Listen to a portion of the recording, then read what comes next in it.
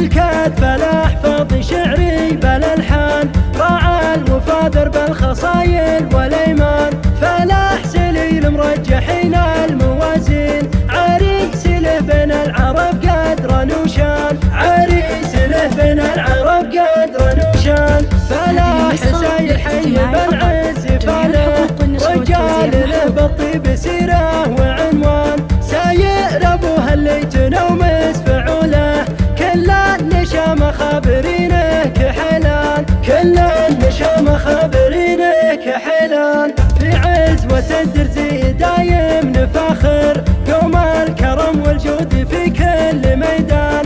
تاريخهم بين العرب ما جهلنا، ما يلحقه من ماضي الوقت نقصان، ما يلحقه من ماضي الوقت نقصان. يمه مقام العز جود ومعزه، وقفاتها بين العرب غيث الازمان. وعمامه اهل العز في كل الاحوال، ديوانهم للضيف منصار ومزبان، ديوانهم للضيف منصار ومزبان. وخواله النماس والعز كله، اهل الفخر والطيب في كل الاحيان. وصيتا لدرز عانق بطيبه الغيم، للقول فعل للمواقف برهان، للقول فعل للمواقف برهان. عوازما وفعولهم ترفع الراس، تاريخهم معروف من ماضي ازمان، تاريخهم معروف من ماضي ازمان. ملكة فلاح فاضي شعري